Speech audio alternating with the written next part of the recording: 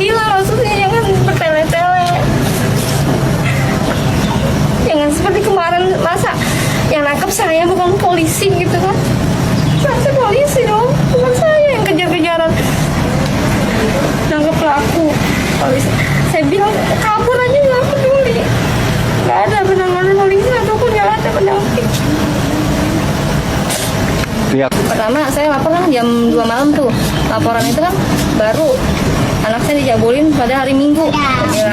Sedangkan polisi manggil anak saya nggak didampingin oleh saya, beda, laporannya dibikin beda. Disamakan oleh tersangka bilang melakukannya sebulan yang lalu terakhir, bulan November sebulan yang lalu, padahal melakukannya minggu kemarin. Akhirnya polisi bentak saya, ya kan, harus sama sama tersangka, laporan tersangka sama korban harus sama, jadi saya harus ngikutin tersangka karena nanti di sidang katanya nggak bisa, harus sama tersangka. Jadi tersangka melakukan misalkan 3 kali, anak ibu yang merasakan 3 kali kayak gitu. Saya bilang, tapi anak saya baru yang terakhir kemarin 2 kali. Saya bilang, nggak bisa, gue harus sama. Nah, begitu pihak rumah sakit nelpon, visum keluar katanya, nelpon, ini baru kemarin melakukannya hari Minggu.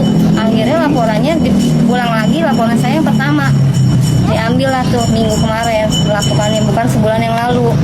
Itu udah bentak-bentak saya polisi itu. Itu penyidik dari mana, Mbak, yang bentak-bentak? Dari Polres Bekasi. Penyidik itu PPA ya? Iya.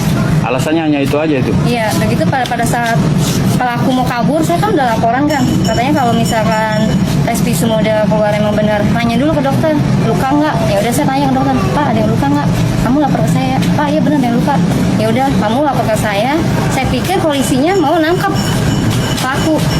Pas saya ke polisi, itu pelakunya mau kabur ke Surabaya. Ya saya nggak ada hak buat nangkap, saya nggak punya surat tugas. Nah terus saya harus tangkap aja sendiri saya.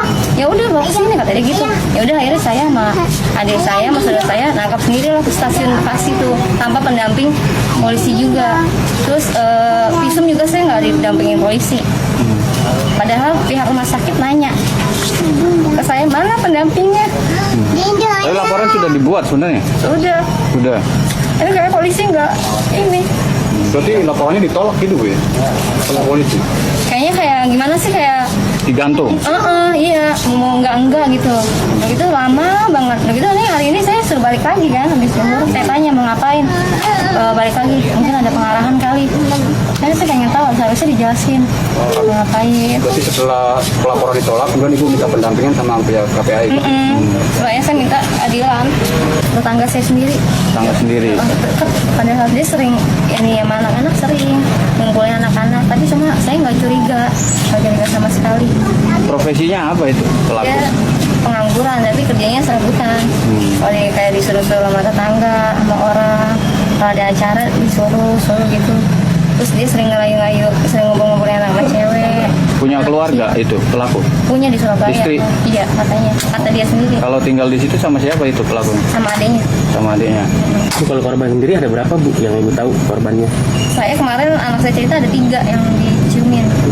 Cuma yang diizin nggak tahu. Yang baru laporan Ibu dah? Iya. Umuran berapa pelakunya? Pelakunya umur 35. 35.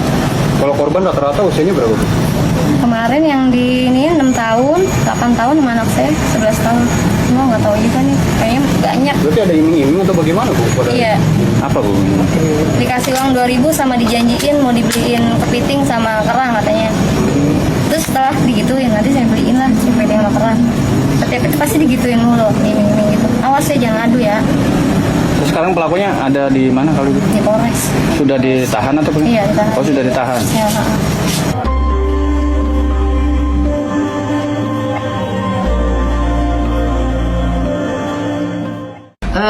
menyikapi adanya laporan ya pada hari Selasa ya, tepatnya tanggal 21 Desember 2021 pukul 3 subuh, mana kita memang sudah menerima laporan tersebut dan langsung Polres Metro Bekasi Kota menangani kasus tersebut. Sementara yang memang prosedur yang harus kita lakukan, banyak prosedur yang harus kita lakukan. Itu dalam hal penerimaan laporan, kita juga harus mendatangi TKP, terus kita juga harus melakukan pemeriksaan baik dari korban, baik dari si pelapor, baik dari saksi-saksi yang ada di sekitar TKP. Seperti itu. Nah ini kan adanya pernyataan Bu yang menganggap kinerja kepolisian yang terkesan lamban karena si pelaku ditangkap oleh korban sendiri dengan waktu yang sama. Itu gimana? Ya kita sudah berbuat ya semaksimal mungkin, laporan sudah kita terima dan kita juga sudah melakukan daripada pelaporan tersebut, ya dari si korban, dari si pelapor itu pun juga kita akan terus melakukan pemeriksaan dan juga kita akan melakukan pemeriksaan kepada si korban itu sendiri. Tadi itu yang memang itu harus prosedur harus kita jalani.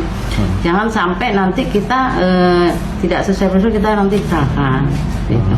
Artinya kalau terkesan yang menangkap pelaku itu adalah dari warga sendiri, Ibu menanggapinya seperti apa?